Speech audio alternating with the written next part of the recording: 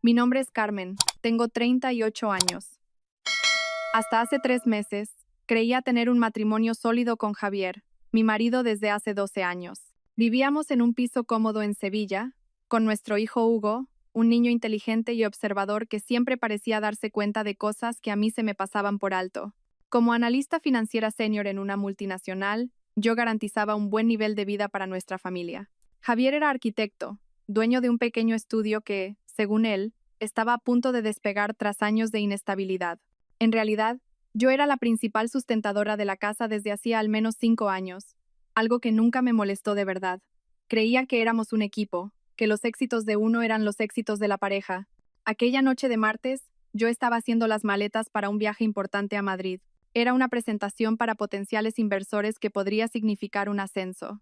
Mientras doblaba blusas y revisaba documentos, Hugo estaba sentado en mi cama, jugando con su dinosaurio de peluche favorito, observándome con aquellos ojos atentos que parecían guardar siempre algún secreto.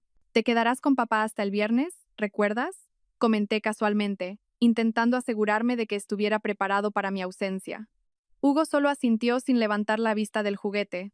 Había algo diferente en su comportamiento, un silencio pensativo que no era típico de un niño normalmente hablador y curioso.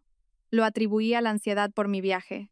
No era raro que los niños se pusieran nerviosos cuando sus padres se ausentaban, aunque fuera por pocos días. A la hora de dormir, Hugo me pidió que me quedara un rato más con él.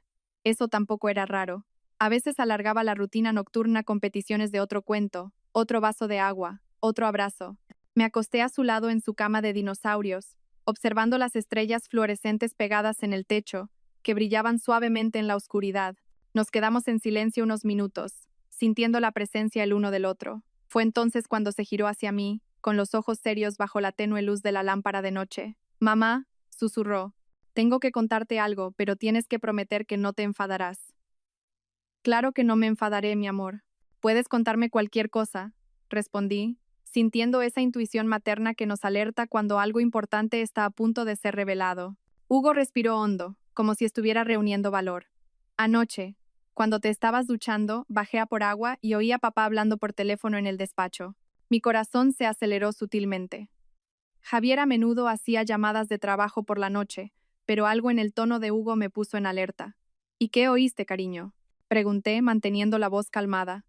Hablaba bajito, riéndose. Le dijo a la mujer que te vas de viaje la semana que viene y que es la oportunidad perfecta para que vayan al banco y cojan todo el dinero. Hugo hizo una pausa, con sus ojos fijos en los míos. Luego dijo que os vais a separar y que yo me iré a vivir con él y su novia. Mamá, no quiero vivir con la novia de papá, quiero quedarme contigo. Sentí un escalofrío recorrer mi espalda. Las traiciones conyugales son devastadoras, pero esto sonaba como algo mucho peor. Una conspiración no solo para traicionarme emocionalmente, sino para arruinarme financieramente y quitarme a mi hijo. ¿Estás seguro de lo que oíste, Hugo? Pregunté, luchando por mantener la compostura. Él asintió solemnemente. Dijo su nombre varias veces. Es Clara. Dijo que es muy lista, que su plan es perfecto y que tú nunca te enterarías hasta que fuera demasiado tarde. Abracé a Hugo con fuerza, mi mente procesando rápidamente lo que significaban aquellas palabras. Clara. El nombre me sonaba vagamente familiar. Quizás alguien del estudio de Javier. Respiré hondo, tratando de organizar mis pensamientos. Has hecho muy bien en contármelo, mi amor. Has sido muy valiente. Ahora vamos a dormir, ¿vale? No te preocupes por nada de esto. Yo me encargaré de todo. Hugo se durmió en mis brazos. La inocencia de sus 7 años le permitía escapar, al menos temporalmente, del peso de la bomba que acababa de lanzar sobre mi regazo. Me quedé allí, acariciando su pelo hasta asegurarme de que dormía profundamente. Luego, con cuidado de no despertarlo, me levanté y fui a mi habitación.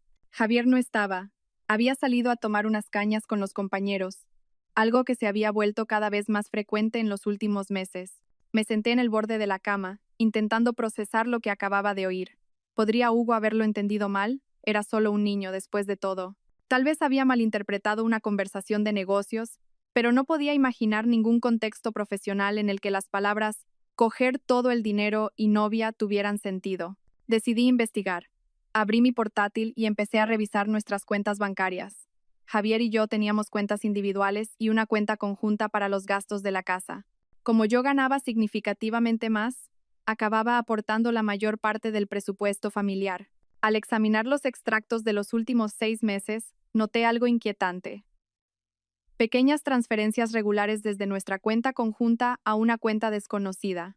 Nada lo suficientemente grande como para levantar alarmas inmediatas. 500 euros por aquí, 800 euros por allá, pero sumadas superaban los 20.000 euros. Continué investigando, revisé mis correos electrónicos y encontré algo que me heló la sangre. Hace 2 semanas, mientras me recuperaba de una operación de vesícula, Javier me había pedido que firmara unos documentos urgentes del seguro. Yo todavía estaba bajo el efecto de los analgésicos, y confiando plenamente en él, firmé sin leer con atención. Encontré el correo donde había enviado copias escaneadas de esos documentos para nuestro archivo. Cuando abrí los adjuntos, se me revolvió el estómago. No era documentación del seguro, era un poder notarial general, que le daba a Javier el poder de administrar todos mis bienes, realizar transacciones bancarias en mi nombre e incluso tomar decisiones médicas por mí, si se me consideraba incapacitada. Otra búsqueda me llevó a algo aún más perturbador, un correo intercambiado entre Javier y una agente inmobiliaria sobre la finalización de la venta del piso la próxima semana. Nuestro piso, comprado principalmente con mi dinero, estaba siendo vendido sin mi conocimiento. A las 3 de la madrugada, ya había acumulado suficientes pruebas para confirmar que algo muy grave estaba sucediendo. Necesitaba ayuda profesional. No podía enfrentarme a Javier directamente. Si él supiera que yo estaba al tanto de sus planes, podría acelerarlos o tomar medidas más drásticas. Cuando el reloj marcó las 7 de la mañana, hice la primera llamada a mi amiga de la universidad, Elena, ahora una abogada especializada en derecho de familia. Necesito verte urgentemente. ¿Es una emergencia?, le dije sin entrar en detalles por teléfono. Estoy en el despacho a las 9. ¿Ven directamente?, respondió, captando la urgencia en mi voz. Cuando Javier se despertó, actué con normalidad. Serví el desayuno, como siempre. Sonreí cuando me besó en la frente, discutí los detalles de mi viaje, como si nada estuviera mal. Observé cada uno de sus gestos con nuevos ojos.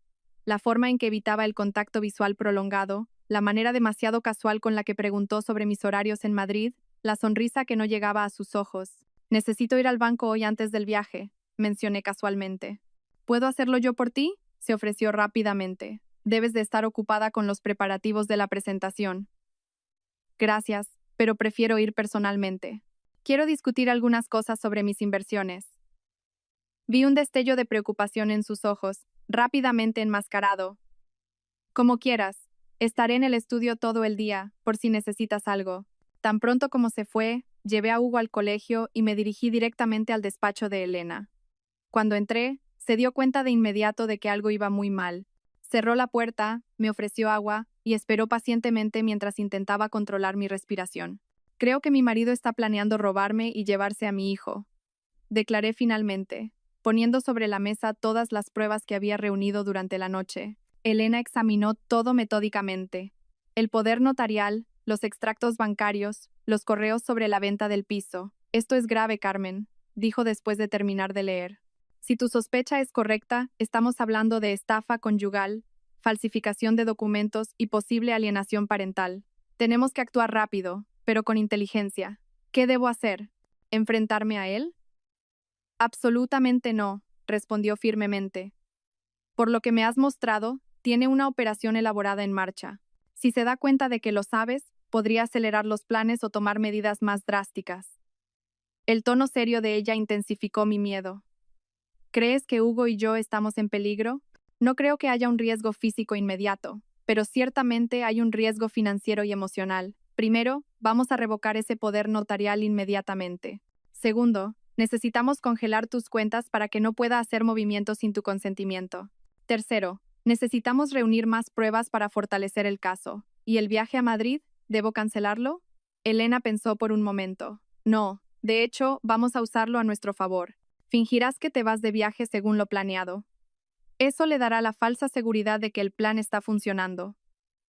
Mientras tanto, estaremos monitorizando y documentando cada uno de sus pasos. En las horas siguientes, ejecutamos la primera fase del plan. Fuimos a la notaría y revocamos el poder. Luego visitamos el banco donde tenía mis cuentas principales. El director, un hombre discreto que me atendía desde hacía años, escuchó atentamente mientras Elena explicaba la situación en términos generales. Necesitamos garantizar que no se realice ningún movimiento significativo sin la autorización presencial y la verificación de identidad de la señora Carmen, explicó Elena.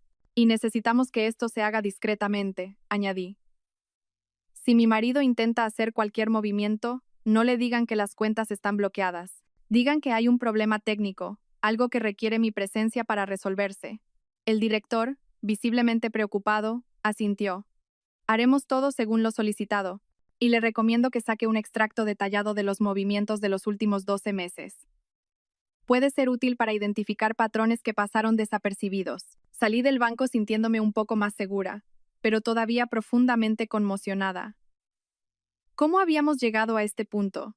¿Cómo yo, una profesional de éxito, una analista financiera acostumbrada a detectar irregularidades, no me había dado cuenta de lo que sucedía bajo mi propio techo? No te culpes, dijo Elena, como si leyera mis pensamientos. Los depredadores emocionales son maestros en la manipulación, cuentan con la confianza como su principal arma. Nuestra siguiente parada fue en el despacho de un detective privado recomendado por Elena. Pablo era un ex policía con experiencia en casos de fraude conyugal. Con su ayuda, elaboramos un plan para vigilar los movimientos de Javier durante mi supuesto viaje. Instalaré cámaras discretas en las zonas comunes de la casa, salón, cocina, entrada, explicó Pablo. Nada en los dormitorios ni en los baños, por supuesto. También vigilaremos las actividades bancarias y lo seguiremos físicamente si es necesario. ¿Es legal? Pregunté preocupada.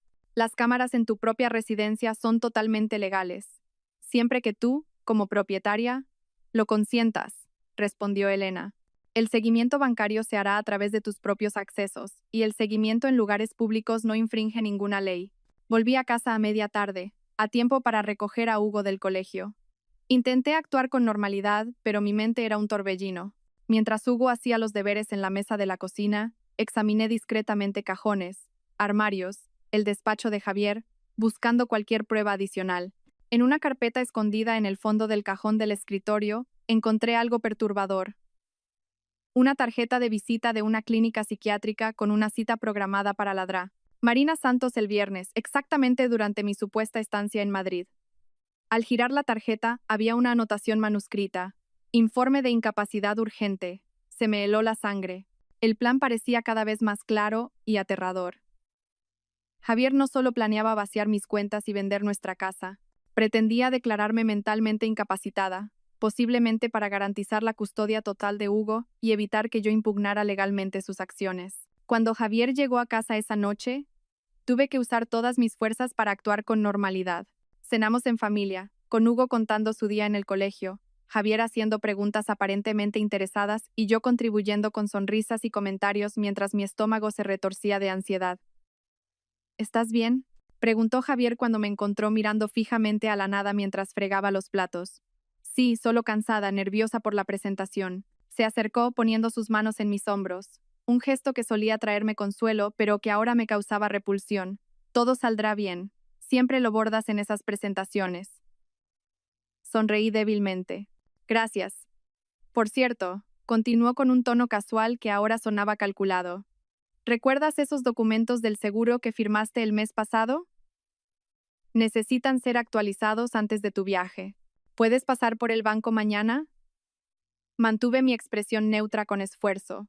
Imposible, mañana tengo reuniones todo el día y aún necesito terminar la presentación. ¿Podemos dejarlo para cuando vuelva? Vi un destello de irritación cruzar su rostro, rápidamente reemplazado por una sonrisa forzada. Claro, sin problemas. Después de acostar a Hugo, con la promesa de que todo estaría bien, y pidiéndole que no mencionara nuestra conversación a su padre, me di una larga ducha, dejando que las lágrimas finalmente cayeran, mezclándose con el agua caliente. ¿Cómo pude ser tan ciega?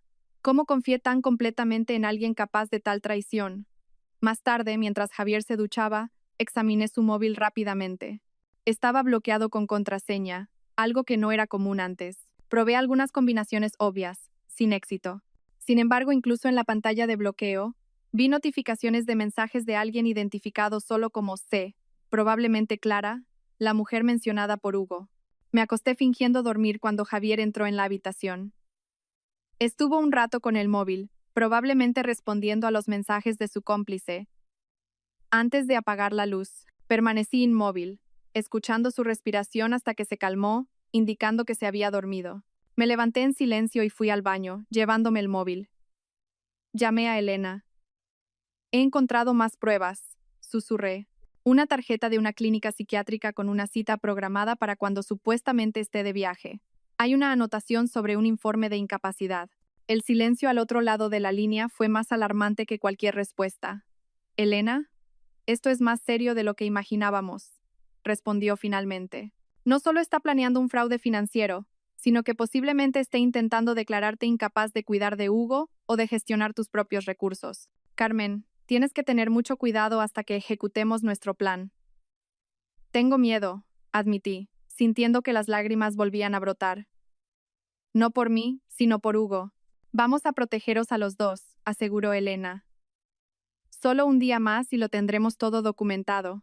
Ahora intenta descansar un poco. Dormir, sin embargo, era imposible.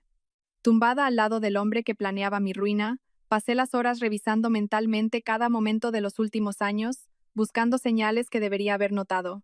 Las cenas de trabajo cada vez más frecuentes, los viajes que no resultaban en nuevos proyectos, las pequeñas mentiras sobre dónde había estado o con quién había hablado, la forma en que comenzó a criticar sutilmente mi trabajo, mi dedicación a mi carrera, insinuando que descuidaba a la familia. A la mañana siguiente, continué con la farsa. Hice la maleta para el supuesto viaje, verifiqué documentos, confirmé con Javier que recogería a Hugo del colegio. ¿Seguro que no quieres que te lleve al aeropuerto?, preguntó con esa falsa preocupación que ahora me revolvía el estómago. No hace falta. Ya he llamado a un taxi. Tienes esa reunión importante hoy, ¿recuerdas? Pareció momentáneamente desconcertado. Probablemente no había ninguna reunión, pero se recuperó rápidamente. Es verdad, se me había olvidado.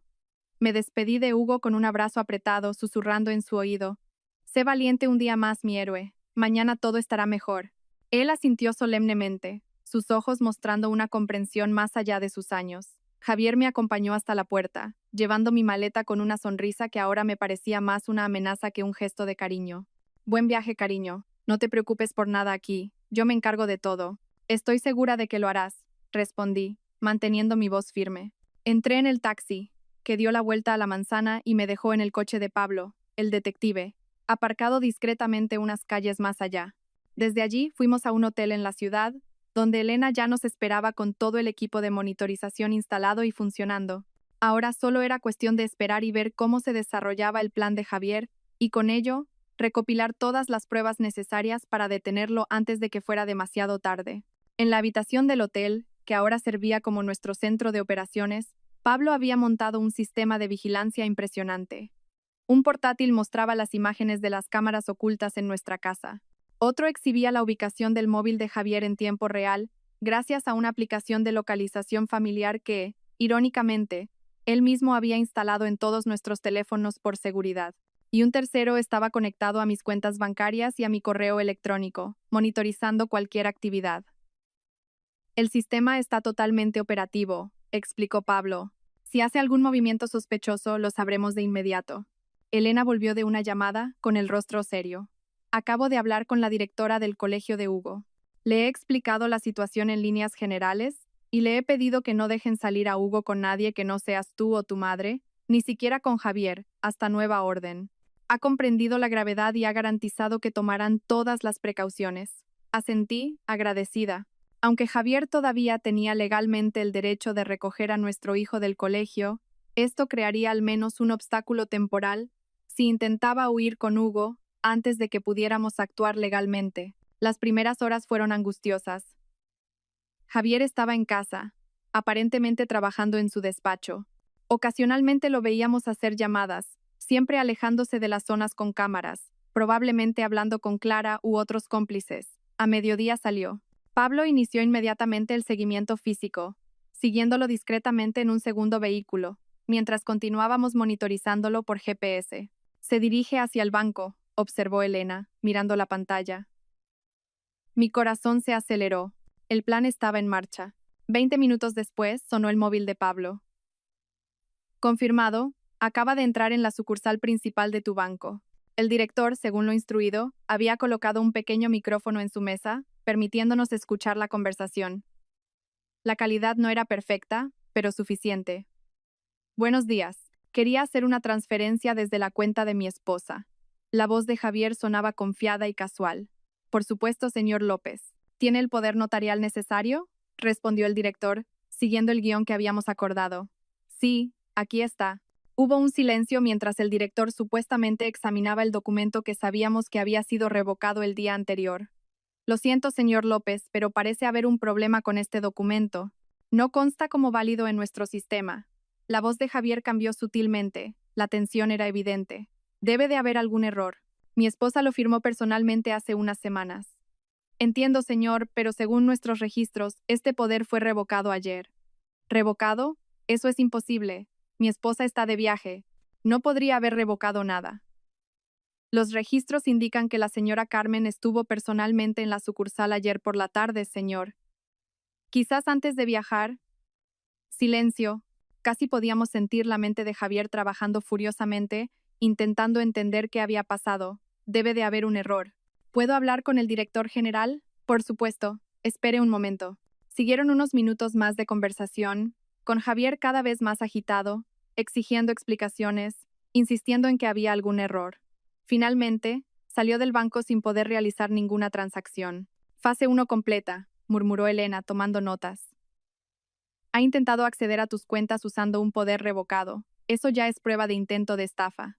El siguiente destino de Javier fue una inmobiliaria en el centro de la ciudad.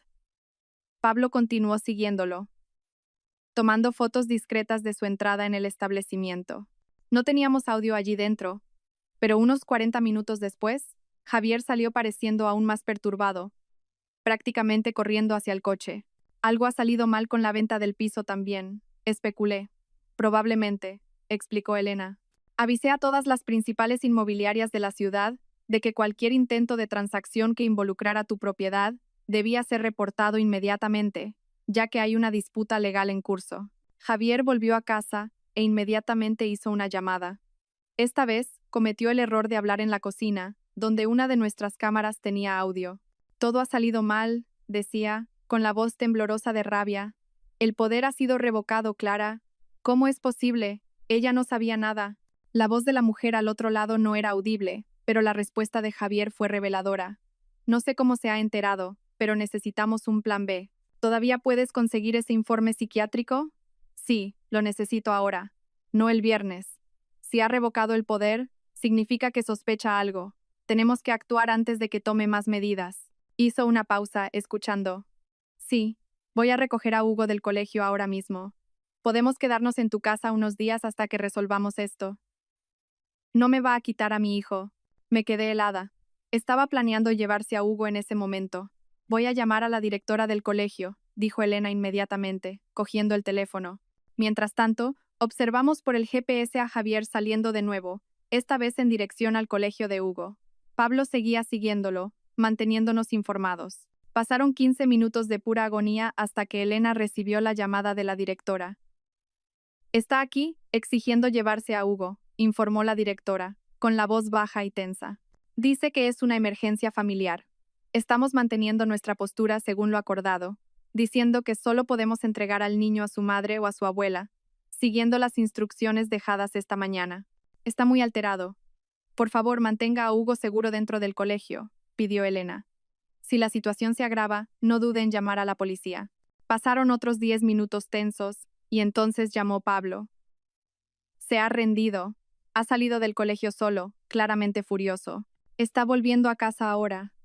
Respiré aliviada, aunque sabía que la crisis estaba lejos de terminar. Hora de pasar a la siguiente fase, declaró Elena. Ya tenemos pruebas suficientes del intento de estafa. Ahora necesitamos garantizar la seguridad física de Hugo y obtener una orden de alejamiento contra Javier. Hizo algunas llamadas, activando contactos en el juzgado y en la policía. En menos de una hora, un juez de guardia había analizado las pruebas preliminares y emitido una medida cautelar de protección, impidiendo a Javier acercarse a mí o a Hugo hasta la resolución del caso. También autorizó el registro y la incautación de documentos y dispositivos electrónicos en nuestra residencia para la preservación de pruebas. Vamos a buscar a Hugo ahora, dijo Elena. La policía se encontrará con Javier en casa y le entregará la orden judicial. Tus pertenencias esenciales y las de Hugo serán recogidas por un oficial y os quedaréis en un lugar seguro hasta que todo se resuelva.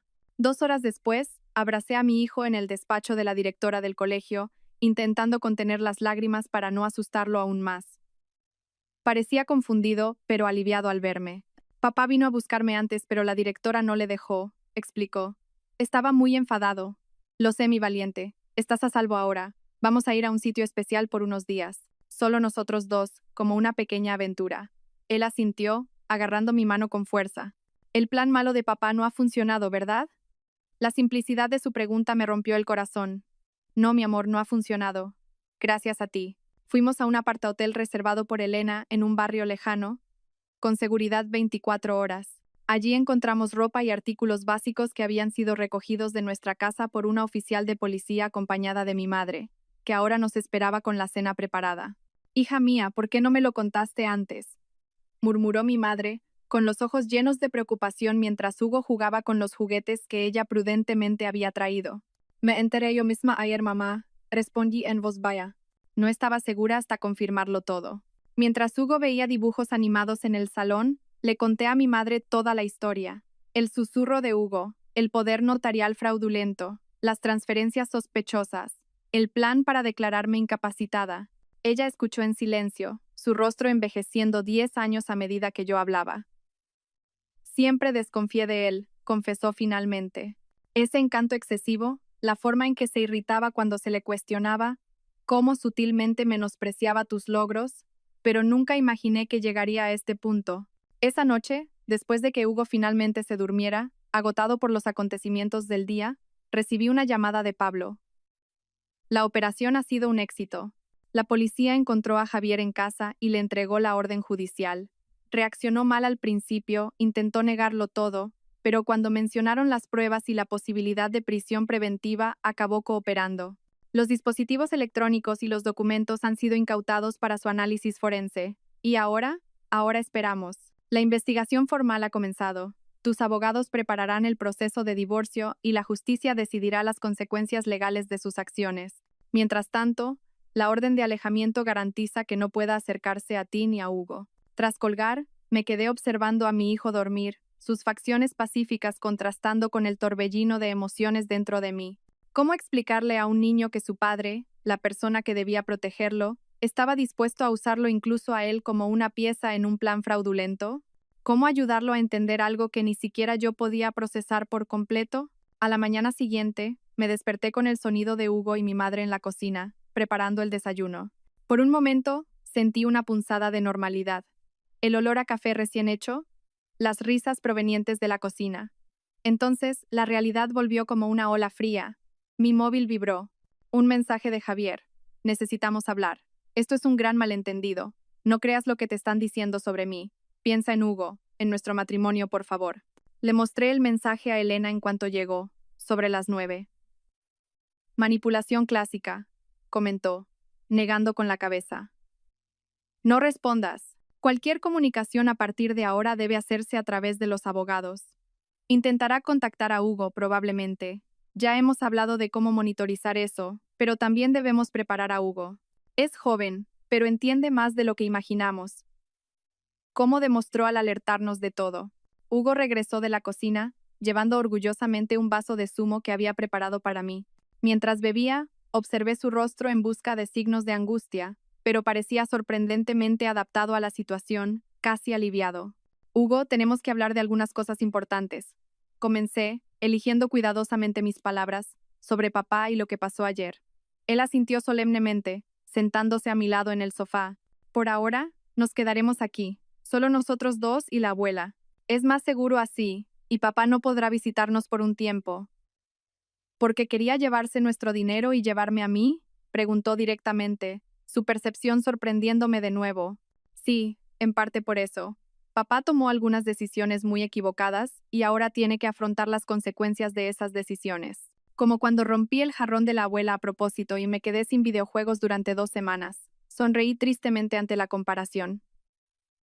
Algo así, solo que mucho más serio. Las decisiones de los adultos tienen consecuencias mayores. ¿Irá a la cárcel? La pregunta directa me pilló desprevenida. Miré a Elena, que asintió levemente. La honestidad era importante, incluso con los niños. Quizás por un tiempo. Dependerá de muchas cosas que aún se están investigando, pero lo importante es que sepas que nada de esto es culpa tuya, y que hiciste lo correcto al contarme lo que oíste. Lo sé, respondió con una madurez que me encogió el corazón. La profe siempre dice que mentir y robar está mal, no importa quién lo haga. Lo atraje hacia mí en un abrazo, inspirando el olor a champú infantil en su pelo. Eres muy valiente e inteligente, ¿sabías? Él asintió contra mi hombro. ¿Puedo jugar a los videojuegos ahora? La abrupta transición a asuntos cotidianos casi me hizo reír entre lágrimas. Los niños tienen esa maravillosa capacidad de procesar el trauma y seguir adelante, centrándose en lo inmediato y tangible. Claro que puedes, mi amor. Mientras él se entretenía con el juego, Elena me actualizó sobre los próximos pasos legales. La vista preliminar estaba fijada para la próxima semana. Mientras tanto, los investigadores continuarían analizando las pruebas incautadas. He recibido una llamada del inspector jefe del caso, informó. Encontraron más de lo que esperábamos en el ordenador de Javier. Correos electrónicos detallando el plan, búsquedas sobre cómo obtener informes psiquiátricos fraudulentos, incluso búsquedas sobre países sin tratado de extradición con España. Realmente planeaba huir con mi hijo, murmuré, la realidad de la situación golpeándome en oleadas. Hay más, continuó Elena vacilante. Han identificado a la tal Clara. Es Clara Montes, abogada especializada en derecho inmobiliario. Aparentemente, tienen una relación desde hace al menos 2 años. Pero la conspiración para estafarte comenzó hace aproximadamente 8 meses. 2 años. Mientras yo cuidaba de nuestra familia, trabajaba para mantener nuestro nivel de vida, Javier mantenía una aventura. El dolor de la traición emocional, que casi había sido eclipsado por la gravedad de la conspiración financiera, volvió con toda su fuerza. ¿Ella también será investigada como cómplice?, pregunté. Por supuesto. Los correos muestran que fue fundamental en la elaboración del plan. De hecho, puede que haya sido la ideóloga principal. Al día siguiente, recibí una llamada inesperada de la madre de Javier, Isabel. Dudé en contestar, temiendo que fuera un intento de manipulación a petición de él, pero decidí escuchar lo que tenía que decir. Carmen, hija mía, estoy conmocionada con todo esto. Su voz temblaba. Quiero que sepas que ni yo ni su padre apoyamos lo que Javier ha hecho. Estamos devastados. Isabel, por favor no digas nada. Solo escucha. Conozco a mi hijo. Siempre ha sido así. Desde pequeño, cuando no conseguía lo que quería, recurría a medios deshonestos. Intentamos corregirlo, pero quizás fuimos demasiado permisivos. Quizás, hizo una pausa, respirando hondo. Lo que quiero decir es que entendemos si nunca más quieres que nos acerquemos a Hugo, pero es nuestro único nieto. Si algún día puedes encontrar en tu corazón un lugar para permitirnos verlo, aunque sea supervisado. La sinceridad en su voz me conmovió. No era justo castigar a los abuelos por los crímenes de su hijo, especialmente cuando parecían genuinamente horrorizados por sus acciones. No voy a impedir que Hugo vea a sus abuelos, Isabel. Siempre habéis sido cariñosos con él. Pero necesitamos tiempo, y cualquier visita tendrá que ser cuidadosamente planeada, al menos por ahora. Gracias, hija mía. Es más de lo que merecemos. En los días siguientes comenzamos a establecer una nueva rutina. Hugo inició sesiones con una psicóloga infantil especializada en trauma familiar, recomendada por Elena. Yo alternaba entre trabajar de forma remota y ocuparme de los detalles prácticos de nuestra nueva situación. Trasladar temporalmente a Hugo a un colegio más cercano al apartahotel, reorganizar cuestiones financieras, prepararme emocionalmente para la vista. Mi jefa, al enterarse de la situación en líneas generales, fue sorprendentemente comprensiva. Tómate el tiempo que necesites, Carmen. Tu seguridad y la de tu hijo son lo primero. El puesto y el ascenso estarán esperando cuando vuelvas. Una semana después del descubrimiento, llegó el día de la vista preliminar. Me puse mi mejor traje. Una chaqueta azul marino sobre una blusa blanca. Pantalones de vestir negros. Una armadura profesional que me daba la sensación de control cuando todo lo demás parecía desmoronarse. Dejé a Hugo con mi madre y fui con Elena al juzgado. En el pasillo vi a Javier por primera vez desde aquella mañana en que me despedí, fingiendo ir al aeropuerto. Parecía abatido, con ojeras profundas y una barba incipiente que nunca se permitiría en tiempos normales. A su lado estaba un hombre mayor que reconocí como el doctor Matías, un conocido abogado penalista de la ciudad. Nuestras miradas se cruzaron brevemente. Vi una mezcla de emociones en sus ojos, rabia, miedo, quizás incluso vergüenza. Desvié la mirada, decidida a no dejar que ningún resquicio de sentimientos complicara este momento. La vista fue sorprendentemente breve. El juez revisó las pruebas preliminares, escuchó los argumentos de ambos abogados y tomó su decisión. La orden de alejamiento se mantendría. El proceso de investigación penal continuaría y Javier quedaría temporalmente impedido de cualquier contacto con Hugo hasta una evaluación psicosocial completa. Dado el volumen y la gravedad de las pruebas presentadas, declaró el juez, determinó también el embargo de bienes del acusado hasta la conclusión del proceso para garantizar eventuales restituciones y compensaciones a la víctima. Cuando salimos del juzgado, sentí una extraña mezcla de alivio y tristeza. Era una victoria, sí, pero una victoria vacía. Nadie gana realmente cuando una familia se desintegra de esta manera. Lo que debería haber sido una relación de confianza y compañerismo se había convertido en un caso judicial con pruebas, vistas y órdenes de alejamiento. ¿Cómo te sientes?, preguntó Elena mientras caminábamos hacia el aparcamiento. Honestamente, no lo sé. Aliviada de que el sistema esté funcionando a nuestro favor. Triste por haber llegado a este punto. Furiosa por lo que intentó hacer. Culpable por no haberme dado cuenta antes. Suspiré. Quizás un poco de todo. Es perfectamente normal sentirse así. Has pasado por una traición devastadora, tanto emocional como financiera. Llevará tiempo procesar todo esto. De vuelta, recibí un mensaje de mi jefe. Me han dicho que todo ha ido bien hoy. Estamos orgullosos de ti aquí en la oficina. Cuando estés lista para volver, tu mesa te espera. Aquel pequeño gesto de normalidad en medio del caos me sacó las lágrimas. En algún momento, la vida continuaría. Habría trabajo, colegio para Hugo, quizás incluso nuevas relaciones con el tiempo, pero en ese momento, todo parecía suspendido en un limbo de procesos judiciales y corazones rotos. Cuando volví al apartahotel, Hugo corrió hacia mí, ansioso por noticias. ¿Cómo ha ido, mamá? ¿Has visto a papá? Me senté con él en el sofá, eligiendo cuidadosamente mis palabras. Sí, lo he visto. El juez, que es como un árbitro que decide lo que es justo, ha dicho que necesitamos seguir viviendo separados de papá por ahora, para que todos estemos seguros mientras los adultos resuelven algunas cosas complicadas. ¿Y cuándo podré ver a papá de nuevo? La pregunta que temía. Todavía no lo sabemos, cariño. Por ahora, el juez ha dicho que es mejor que no os veáis, pero eso puede cambiar en el futuro, dependiendo de cómo evolucionen las cosas. Él asintió, pensativo. Vale. La psicóloga me dijo que no es mi culpa que papá hiciera cosas malas. ¿Es verdad, no? Absolutamente verdad, respondí, atrayéndolo hacia mí. Nada de esto es tu culpa. De hecho, fuiste muy valiente e inteligente al contarme lo que oíste. ¿Nos salvaste, sabías? Una pequeña sonrisa apareció en su rostro. Como un superhéroe. Exactamente como un superhéroe. El Super Hugo. En las semanas siguientes, nuestra vida comenzó a encontrar un nuevo ritmo. Alquilamos un piso pequeño, pero acogedor en una urbanización segura. Trasladé a Hugo definitivamente a un colegio cercano, donde pronto hizo nuevos amigos. Volví al trabajo a jornada reducida, con la flexibilidad de trabajar parcialmente desde casa. La investigación penal proseguía. Los análisis forenses de los ordenadores y teléfonos de Javier y Clara revelaron un plan aún más elaborado de lo que sospechábamos inicialmente. Además del intento de estafa financiera y el falso informe psiquiátrico, se descubrió que habían consultado a abogados en Uruguay sobre procedimientos de inmigración y custodia de menores en casos de cónyuges con problemas mentales. 3 meses después del descubrimiento inicial, llegó el día de la declaración de Hugo. Elena había conseguido que se realizara en una sala especial para niños, con profesionales especializados y de forma que se minimizara el trauma. Aún así, la idea de que mi hijo de 7 años tuviera que testificar en un proceso penal contra su propio padre me causaba una profunda angustia. No te preocupes, me aseguró la psicóloga que acompañaba a Hugo. Los niños son sorprendentemente resilientes, especialmente cuando se sienten seguros y apoyados. Y Hugo ha demostrado una notable capacidad para procesar lo que ha sucedido de forma saludable. La declaración duró menos de 1 hora. Cuando salió de la sala especial, Hugo parecía tranquilo, casi aliviado.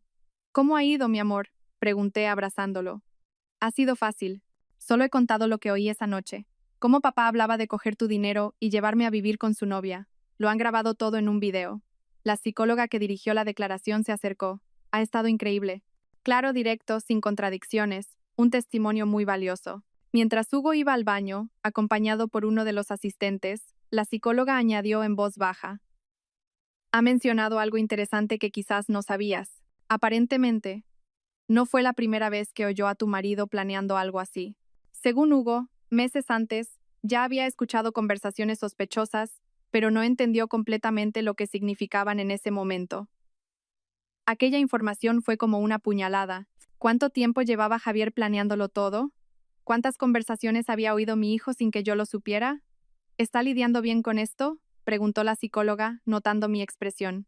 Gieshu parece sentirse empoderado por haber sido capaz de protegerte. Es una inversión interesante del rol parental tradicional, pero en este caso específico parece estar teniendo un efecto positivo en su autoestima. Una semana después recibí una llamada de Elena. Tengo novedades, anunció. Javier propone un acuerdo.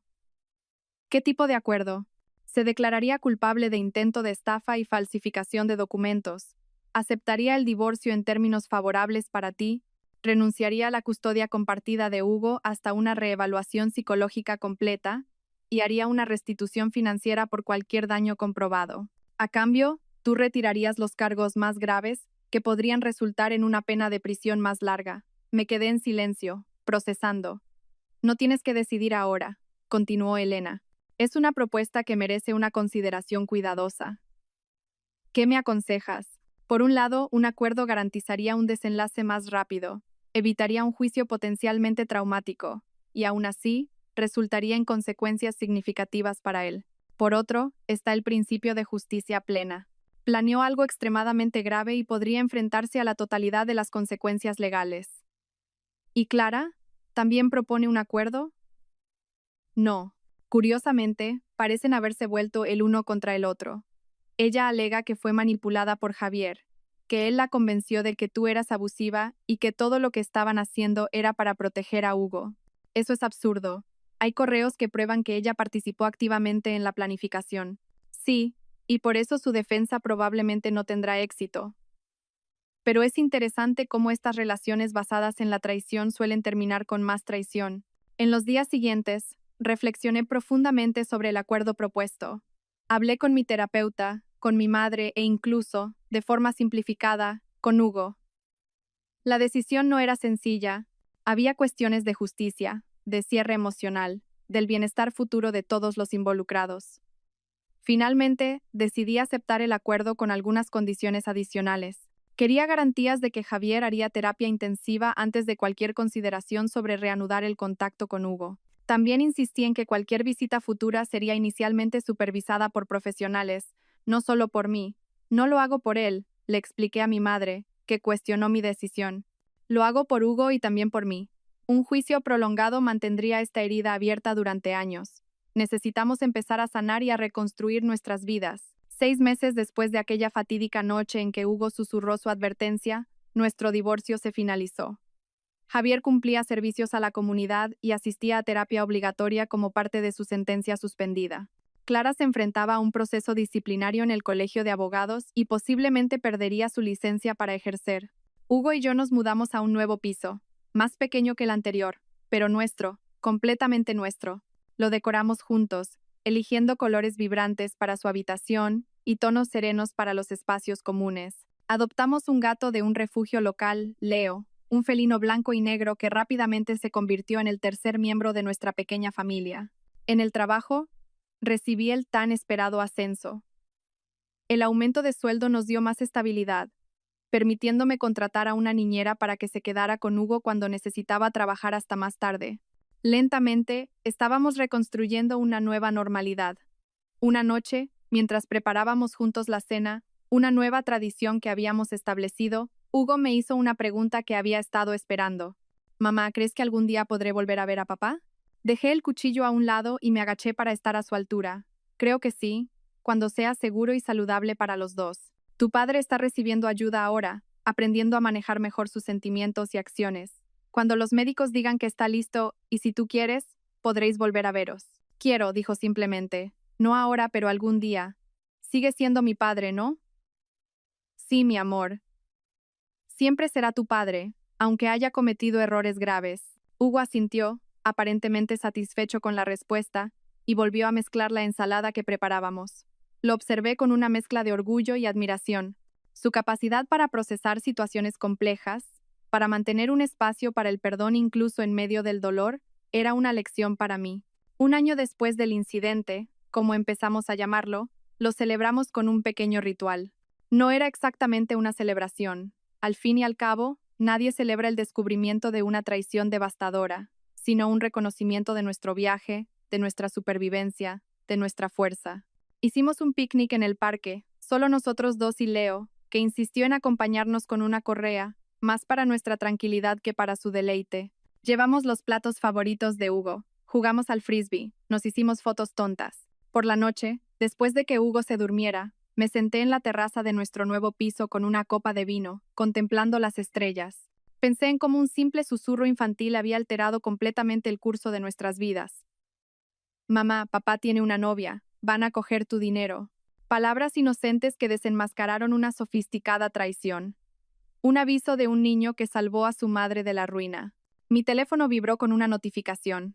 Era un mensaje de mi terapeuta, respondiendo a una reflexión que le había compartido antes. A veces, necesitamos perder algo valioso para ganar algo inestimable.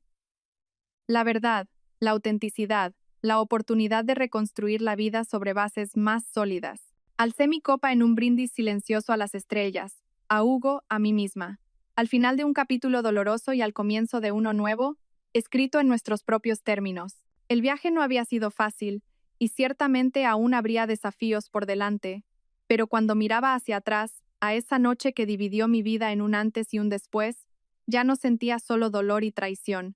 Sentía también gratitud por el valiente susurro de mi hijo, por la fuerza que descubrí en mí misma, por la autenticidad de la vida que ahora construíamos juntos. De todas las lecciones que aprendí en ese año turbulento, quizás la más valiosa fue esta. A veces, la verdad nos llega a través de los mensajeros más inesperados, en los momentos más improbables, y nuestra tarea no es solo escucharla, sino tener el coraje de actuar en consecuencia. 2 años habían pasado desde la noche del susurro. Hugo tenía ahora 9 años, más alto, más seguro de sí mismo, todavía inteligente y observador, pero también más relajado, más niño. La terapia, el tiempo y la estabilidad de nuestro nuevo hogar habían hecho maravillas. Yo había sido ascendida de nuevo, ahora liderando un equipo entero.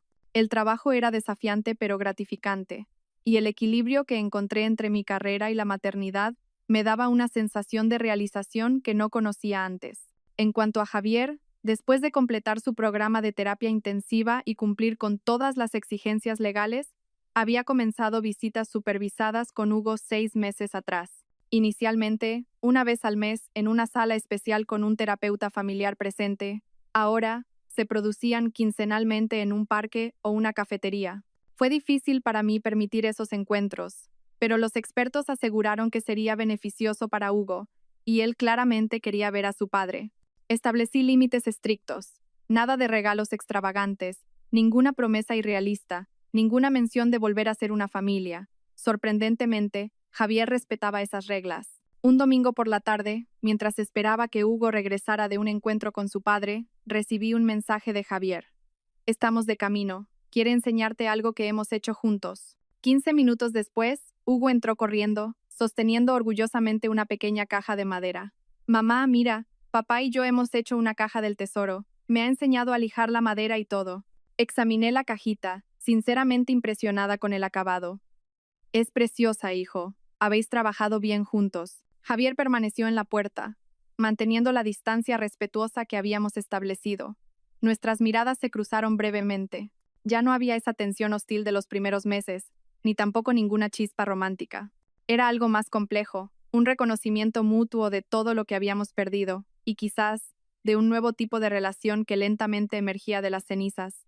¿Se ha portado bien? Pregunté más por costumbre que por preocupación real. Perfectamente.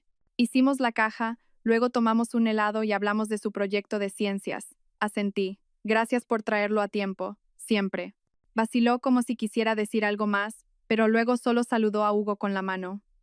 Hasta la semana que viene, campeón. No te olvides de contarme cómo fue la feria de ciencias. Después de que se fuera, Hugo corrió a enseñarle la caja a Leo, que demostró el nivel exacto de interés felino. 0. Esa noche, mientras organizaba algunos papeles, encontré un sobre que había guardado durante mucho tiempo. Dentro estaba la transcripción de la declaración de Hugo, aquellas palabras inocentes que lo cambiaron todo. Oí a papá diciendo que iba a coger todo el dinero de mamá y llevarme a vivir con su novia. Un escalofrío familiar recorrió mi espalda al recordar ese momento. 2 años después, todavía parecía surrealista, como algo que le hubiera pasado a otra persona en otra vida. Mi teléfono sonó, interrumpiendo mis pensamientos. Era Elena, una compañera de trabajo que se había convertido en una amiga cercana durante mi recuperación de este trauma. ¿Todavía vamos al cine mañana?, preguntó después de los saludos iniciales. Claro, mi madre ya ha confirmado que se quedará con Hugo. Genial. Y después podemos cenar en ese restaurante que te comenté. El chef es fantástico. Sonreí para mis adentros. Elena llevaba meses intentando convencerme de que volviera a vivir, organizando salidas, presentándome a amigos, creando oportunidades para que experimentara algo más allá del circuito trabajo-casa-colegio. Inicialmente me resistí. La idea de confiar en alguien de nuevo, incluso en una simple amistad, parecía demasiado arriesgada. Pero poco a poco, con la ayuda continua de la terapia, empecé a abrirme a nuevas conexiones. Suena genial, respondí, sorprendiéndome a mí misma por el entusiasmo genuino en mi voz. Después de colgar, volví al salón para encontrar a Hugo dormido en el sofá, la caja de madera firmemente sujeta contra su pecho. Leo estaba acurrucado a su lado, formando una pequeña isla de paz doméstica. Con cuidado, llevé a Hugo a la cama, colocando la caja en la mesita de noche. Cuando lo arropé, abrió los ojos brevemente. «Mamá», murmuró medio dormido, «estoy feliz de que seamos solo nosotros dos. Así está bien». «Yo también estoy feliz, mi amor», susurré, besando su frente. «Duerme bien». De vuelta en el salón, me senté con una taza de té, contemplando el futuro que se abría ante nosotros. Un futuro que 2 años atrás apenas podía imaginar. No solo sobreviviendo, sino viviendo plenamente, construyendo algo nuevo y auténtico de las ruinas de lo que había sido destruido. El susurro de Hugo esa noche no solo había salvado nuestras finanzas o nuestro bienestar inmediato, nos había liberado para una vida más verdadera, más consciente, más nuestra. Cogí mi diario y escribí.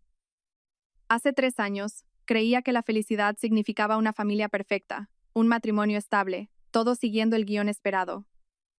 Hoy sé que la felicidad es autenticidad, vivir de verdad, sin ilusiones, sin máscaras, es tener el coraje de escuchar los susurros que intentan alertarnos, incluso cuando vienen de fuentes inesperadas. Es reconstruir desde las cenizas, no lo que era antes, sino algo nuevo y más fuerte. Cerré el diario y apagué las luces, excepto por la pequeña lámpara que manteníamos encendida para Leo, que insistía en deambular por la casa de noche. Nuestro piso no era grande ni lujoso, pero era nuestro, verdaderamente nuestro. Cada detalle había sido elegido por mí o por Hugo. Los cojines de colores que le encantaban, las macetas que daban vida a los rincones, las fotos enmarcadas de nuestros momentos juntos, la estantería de libros que crecía cada mes. Era un espacio que reflejaba quiénes éramos ahora, sin sombras del pasado. A la mañana siguiente, preparé el desayuno mientras Hugo hacía su mochila para el colegio. Esa rutina matutina, que una vez pareció tan común, ahora tenía un significado especial para mí. La normalidad reconquistada, la preciosa simplicidad de lo cotidiano. ¿Te has acordado del trabajo de ciencias?, pregunté, poniendo un plato de tortitas en la mesa. Sí, está todo en la carpeta azul, como me enseñaste, sonrió orgulloso. La organización no era algo natural en él, pero estábamos trabajando en ello juntos. Mientras comíamos, observé cómo había crecido, no solo físicamente, sino emocionalmente. La terapia le había ayudado a procesar el trauma de manera saludable, transformando lo que podría haber sido una herida permanente en una fuente de resiliencia. «Mamá», dijo de repente entre bocado y bocado, «la profe nos ha pedido que hagamos una redacción sobre héroes». «Ah, ¿sí? ¿Y sobre quién vas a escribir?». Se encogió de hombros, intentando parecer casual, pero sus ojos brillaban. «Todavía no lo sé. Quizás sobre ti». Sentí que se me encogía el corazón. «¿Yo? ¿Por qué sería yo una heroína? Porque nos salvaste.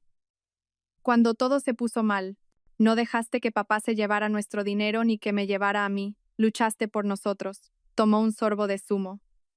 Como Wonder Woman, pero sin el lazo mágico. Me reí, tragando la emoción que amenazaba con desbordarme. «Bueno, para ser justos, tú también eres un héroe en esta historia. Fuiste tú quien me alertó de todo, ¿recuerdas?». «Sí, pero yo solo oí una conversación. Tú hiciste todo lo demás».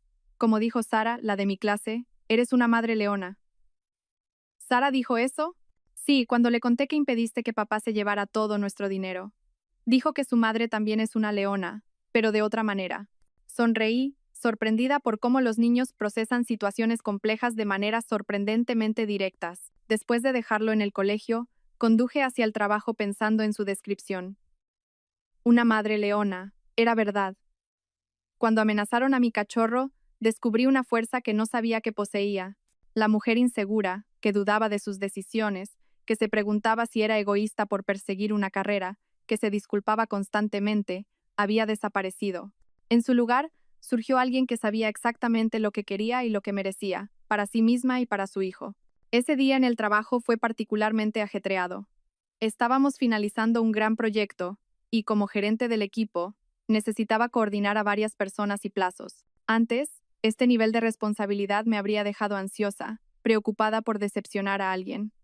Ahora, afrontaba los desafíos con una nueva confianza. Si podía desmantelar una conspiración en mi contra y reconstruir mi vida desde cero, ciertamente podía gestionar un proyecto corporativo. Durante el almuerzo, me encontré con Elena en la cafetería de la empresa. Estaba emocionada por nuestro plan para esa noche. Entonces, la película empieza a las 19, pero pensé que podríamos cenar antes. Hay un nuevo restaurante italiano a 2 manzanas del cine. ¿Qué te parece? Suena genial, respondí, genuinamente entusiasmada con la perspectiva de una noche fuera. Mi madre llega a las 18 para quedarse con Hugo. Perfecto. Vaciló un momento y luego añadió. He invitado a un amigo a que se una a nosotros para cenar. Creo que os llevaríais bien. Es profesor de historia en la universidad, recién divorciado, muy amable e inteligente. Sentí una ligera incomodidad. Elena, eso suena sospechosamente a una cita a ciegas. Ella sonrió, sin arrepentirse en absoluto. Quizás lo sea, pero es solo una cena casual. Si no te gusta, simplemente vamos al cine y ya está, sin presión. Lo pensé por un momento. Había pasado 3 años centrada exclusivamente en superar el trauma, cuidar de Hugo y reconstruir mi carrera. La idea de conocer a alguien nuevo, románticamente o no, parecía a la vez extraña e intrigante. Está bien, acepté finalmente, pero prométeme que no será incómodo si no quiero nada más que una conversación amistosa. Lo prometo. David es muy tranquilo. Pasó por algo similar a lo que viviste tú, así que entiende la importancia de ir despacio. Esa información me intrigó, pero decidí no hacer más preguntas. Descubriría sobre David directamente si la conversación fluía naturalmente en esa dirección. Por la tarde recibí una notificación que me sorprendió, un correo electrónico del abogado de Javier informando que había aceptado una oferta de trabajo en otra ciudad, a unas 3 horas de distancia. Según el acuerdo legal que habíamos establecido, debía notificarme cualquier cambio que pudiera afectar a las visitas con Hugo. El mensaje era respetuoso, asegurando que Javier seguiría comprometido con las visitas quincenales, dispuesto a hacer el trayecto y mantener el horario actual. También sugería la posibilidad, en el futuro y con mi consentimiento, de que Hugo ocasionalmente pasara un fin de semana con él en la nueva ciudad, cuando ambos estuviéramos cómodos con la idea. Releí el correo varias veces, intentando identificar mis sentimientos. No había rabia ni resentimiento, solo una ligera sensación de alivio. La distancia física crearía una separación natural que podría ser saludable para todos nosotros. Al mismo tiempo, el compromiso de Javier de mantener las visitas a pesar de la distancia indicaba que se estaba tomando en serio su papel de padre dentro de los nuevos parámetros que establecimos. Respondí agradeciendo la notificación y afirmando que hablaríamos de los detalles logísticos en la próxima visita. No mencioné la idea de que Hugo pasara fines de semana con él. Eso era algo que requeriría mucho más tiempo y confianza para que yo lo considerara. Cuando llegué a casa, encontré a Hugo jugando con Leo, intentando enseñarle a dar la patita, una misión imposible con nuestro gato decididamente independiente. Mi profesor ha alucinado con mi trabajo de ciencias, anunció en cuanto entré.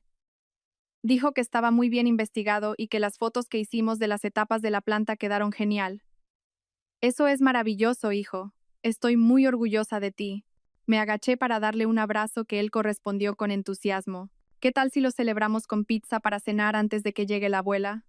Sí, saltó animadamente. ¿Puedo elegir los sabores? Mientras esperábamos la pizza, le conté lo de la mudanza de Javier. ¿Papá se va a vivir a otra ciudad? Frunció el ceño, procesando la información. Sí, pero no está muy lejos. Ha prometido seguir viniendo a verte en las mismas fechas. Y cuando seas mayor, quizás puedas visitarlo allí también. Hugo se quedó callado un momento, pensativo. ¿Eso es bueno o malo? Una pregunta simple pero profunda. Creo que no es ni bueno ni malo, solo diferente. Es un cambio, como tantos otros que ya hemos afrontado. Lo importante es que tu padre sigue queriendo pasar tiempo contigo, aunque tenga que viajar para ello. Asintió, pareciendo satisfecho con la explicación. Es como cuando me cambié de colegio. Al principio fue raro, pero luego estuvo bien.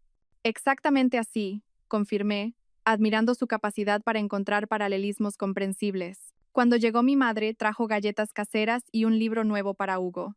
A sus 65 años, se había vuelto aún más presente en nuestras vidas desde el incidente, equilibrando su apoyo con el cuidado de no ahogar nuestra independencia. Estás preciosa, comentó mientras yo terminaba de arreglarme. Ese vestido te favorece mucho. Me miré en el espejo. El vestido azul marino era simple pero elegante, algo que me había comprado para mi último cumpleaños, una pequeña celebración de mi renovada autonomía. Gracias, mamá. Es solo una cena casual con amigos. Ella sonrió, esa sonrisa de madre que lo sabe todo. Claro que sí. Diviértete, cariño. Te lo mereces. En el restaurante, Elena ya estaba en la mesa con David. Se levantó cuando me acerqué, alto, con canas en las sienes y una sonrisa amable. No era convencionalmente guapo, pero había algo atractivo en su presencia tranquila y en los ojos inteligentes detrás de unas gafas de montura discreta. Debes de ser Carmen, dijo, extendiendo la mano. Elena ha hablado muy bien de ti. Espero que no te hayas creído todo, bromeé, intentando ocultar mi nerviosismo. ¿Cuánto le habría contado exactamente Elena sobre mi historia? La conversación fluyó sorprendentemente bien. David era elocuente, divertido de una manera sutil y un excelente oyente. Hablamos de libros, películas, la ciudad, nuestros trabajos. Compartió historias graciosas sobre sus alumnos universitarios y demostró un interés genuino cuando hablé sobre mis proyectos en el trabajo. Fue durante el postre cuando la conversación tomó un rumbo más personal. Elena mencionó que tienes un hijo, comentó. Sí, Hugo, tiene 9 años ahora, una edad maravillosa. Mi hija, Ana, tiene 13, entrando en la adolescencia con toda la intensidad que eso implica. ¿Vive contigo? Custodia compartida. Está conmigo una semana y con su madre la otra. Fue difícil al principio, pero encontramos un ritmo que funciona. Dudé, insegura de si debía preguntar más. Él se dio cuenta de mi curiosidad. Elena probablemente mencionó que pasé por un divorcio complicado, ofreció. Mi exmujer tuvo una aventura con mi mejor amigo, alguien a quien conocía desde la universidad, el padrino de nuestra boda. Hizo una pausa, buscando la palabra, devastador en su momento. Lo siento mucho, dije sinceramente.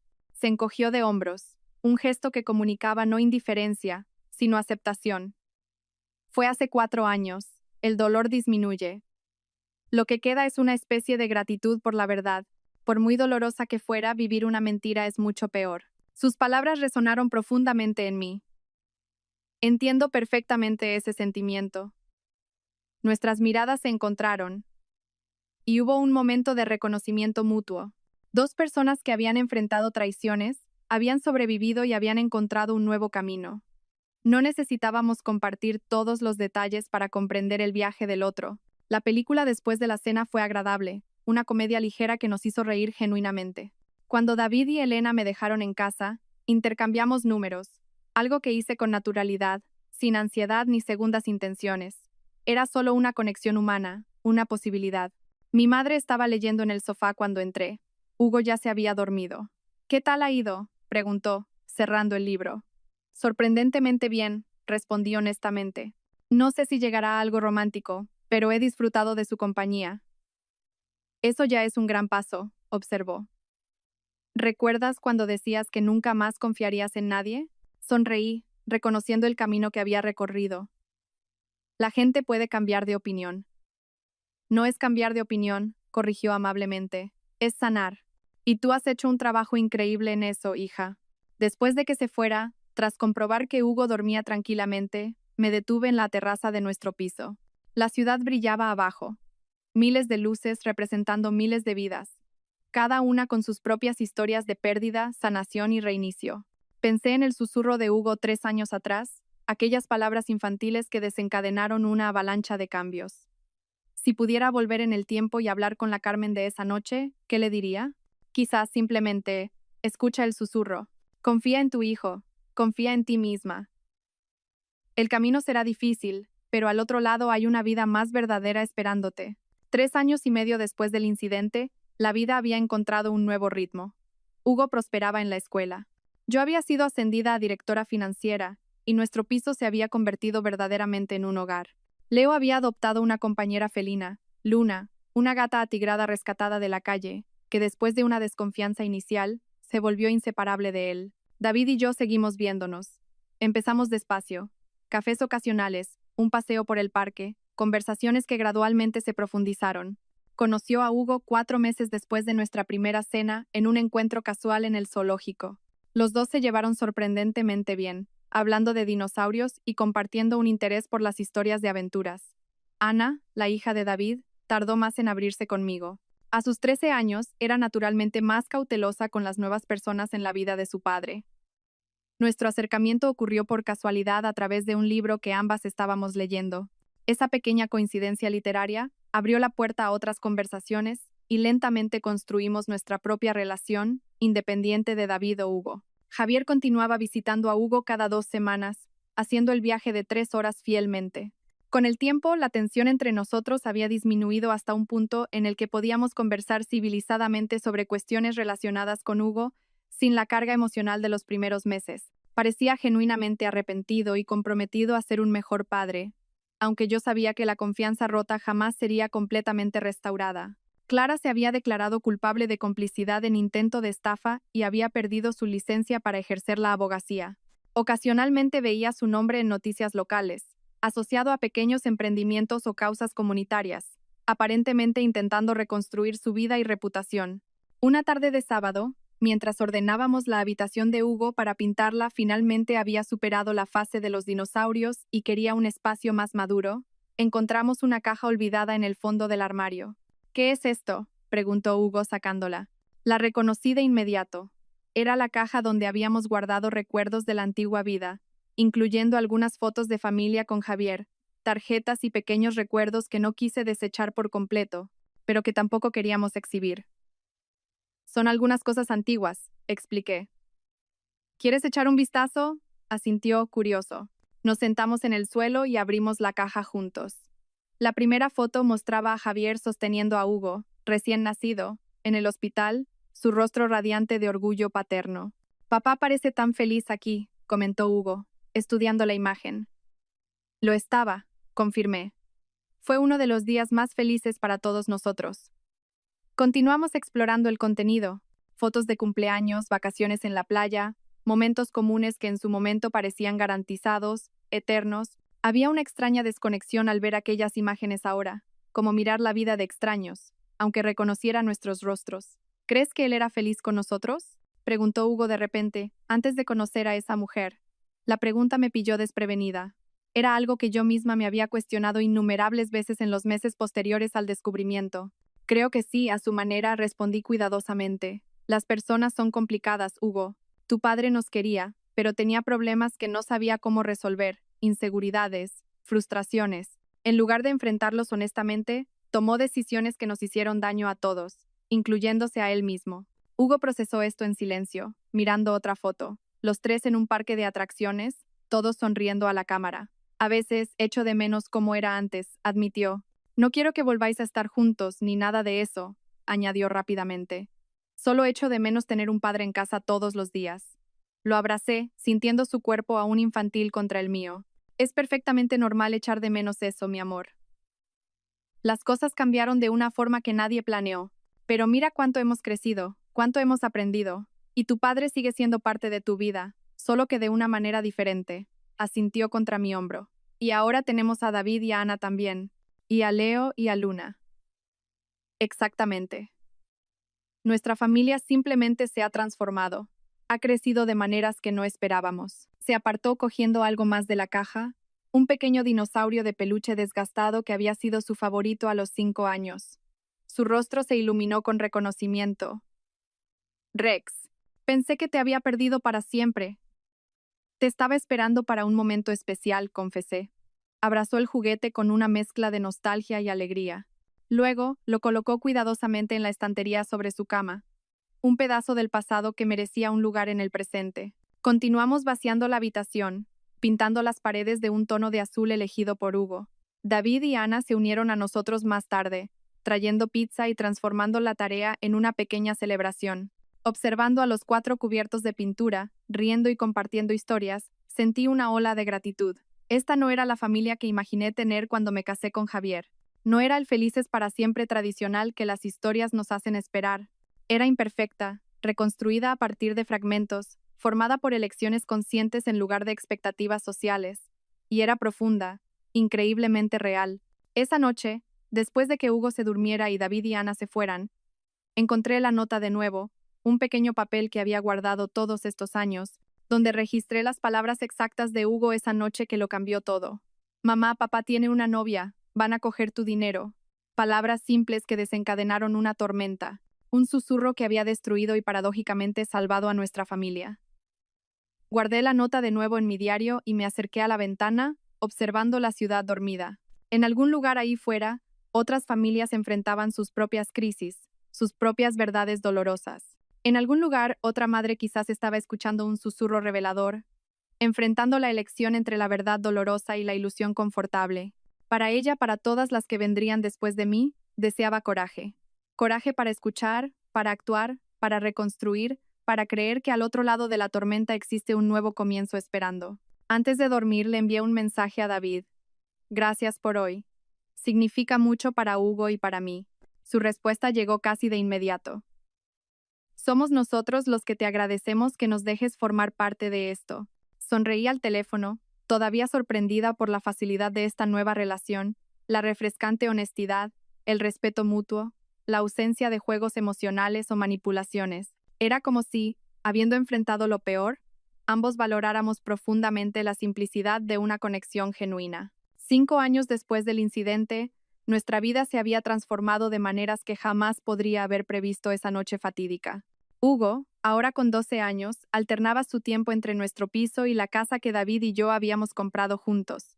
Una residencia espaciosa con un pequeño jardín, lo suficientemente cerca del colegio para que pudiera ir en bicicleta. Ana, con 17, se preparaba para la universidad, pero aún pasaba los fines de semana con nosotros cuando no estaba con su madre. Javier seguía presente en la vida de Hugo, ahora con visitas mensuales más largas, ya que la distancia hacía impracticable el esquema quincenal. Para mi sorpresa, él y David habían desarrollado una relación cordial centrada exclusivamente en el bienestar de Hugo, algo que parecía imposible en los primeros años. En la mañana del 5º aniversario del Día del Susurro, como todavía lo llamábamos en nuestra familia interna, recibí una llamada inesperada. Era Hugo, llamando desde el colegio. Mamá, se me olvidó contarte. Tengo que entregar una redacción sobre la persona que más admiro mañana. Ya la he escrito, pero quería enseñártela antes de entregarla. Claro, hijo. La veo cuando llegues a casa. En realidad, continuó un poco vacilante, quería que la leyeras ahora. Te la he enviado a tu correo. Intrigada por su urgencia, abrí el correo en cuanto colgamos. El título de la redacción me hizo detenerme. Mi madre, la heroína que escuchó. Con el corazón acelerado, empecé a leer. La persona que más admiro en el mundo es mi madre, Carmen. Cuando yo tenía solo 7 años, oí una conversación que no debería haber oído. Mi padre planeando llevarse todo el dinero de nuestra familia y alejarme de ella. Asustado y confundido, le conté lo que oía mi madre en un susurro antes de dormir. Muchos adultos no habrían creído a un niño. Muchos lo habrían ignorado, pensando que era solo imaginación. Pero mi madre escuchó. Realmente escuchó. Y entonces actuó con valentía para proteger a nuestra familia. En los años siguientes, reconstruyó nuestra vida desde cero, encontró una nueva casa para nosotros, siguió trabajando duro, y lo más importante, nunca me hizo sentir como si yo hubiera destruido nuestra familia por contar la verdad. En cambio, me enseñó que la honestidad, incluso cuando es dolorosa, es siempre el mejor camino. Mi madre no es perfecta. A veces trabaja demasiado, se preocupa demasiado y todavía se pone triste a veces pensando en el pasado. Pero me ha demostrado que podemos superar los momentos más difíciles si tenemos coraje e integridad. Hoy tenemos una nueva familia, diferente, reconstruida, pero llena de amor verdadero. Tengo un padrastro que respeta a mi madre y me trata como si fuera su propio hijo. Tengo una casi hermana que me enseña cosas de adolescentes. Todavía veo a mi padre regularmente, y él también está intentando ser una mejor persona. Todo esto existe porque mi madre tuvo el coraje de escuchar un susurro y la fuerza para enfrentar la verdad, por muy dolorosa que fuera. Por eso es la persona que más admiro en el mundo. Cuando terminé de leer, las lágrimas corrían libremente por mi rostro. La redacción capturaba, con la claridad directa de un preadolescente, exactamente lo que habíamos vivido juntos. Más que eso, mostraba cómo Hugo había procesado aquellos eventos traumáticos y extraído de ellos lecciones positivas sobre honestidad, coraje y reinicio. Respondí al correo con manos temblorosas. Estoy sin palabras, mi hijo. Es lo más bonito que nadie ha escrito sobre mí. Estoy tan orgullosa del joven en el que te estás convirtiendo. Te quiero infinitamente. Esa noche, durante la cena, celebramos el aniversario del susurro, como hacíamos todos los años, con una tarta especial y pequeños regalos simbólicos intercambiados entre todos nosotros. Era nuestra tradición peculiar, una celebración no de la traición que había ocurrido, sino de la verdad que nos liberó y de la nueva vida que construimos después. David levantó su copa, un brindis por el susurro que lo cambió todo. Y por el coraje de escuchar, añadí. Y por nuestra familia extraña y maravillosa, completó Hugo, haciendo reír a todos. Más tarde, cuando la casa finalmente se silenció, me senté en la terraza con David, observando las estrellas. 5 años, murmuré, casi para mí misma. A veces parece que fue ayer. Otras veces siento como si fuera toda una vida atrás. David me cogió la mano. ¿Sabes qué es lo que más admiro de ti? ¿Cómo transformaste una traición devastadora en un nuevo comienzo? Muchas personas se habrían cerrado por completo, se habrían vuelto amargadas y cínicas. Créeme, también pasé por esa fase, confesé. Hubo momentos en los que juré que nunca más confiaría en nadie. ¿Qué cambió? Reflexioné por un momento. Hugo.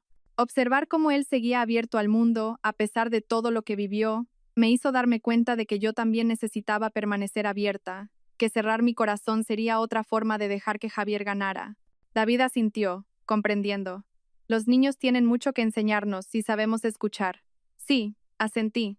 Y a veces, un simple susurro puede cambiar el curso de toda una vida. Esa noche, acostada junto a David, pensé en todas las diferentes versiones de mí misma que habían existido en los últimos 5 años. La esposa confiada que no sospechaba nada, la mujer traicionada y devastada, la madre decidida a proteger a su hijo a cualquier costo, la profesional que reconstruyó su carrera, la persona que lentamente reaprendió a confiar y a amar de nuevo. Cada versión había sido necesaria. Cada experiencia había contribuido a convertirme en quien era ahora. El susurro de Hugo no solo había salvado nuestras finanzas o nuestro bienestar inmediato, había iniciado un viaje de autodescubrimiento y crecimiento que, a pesar de todo el dolor, no cambiaría por nada.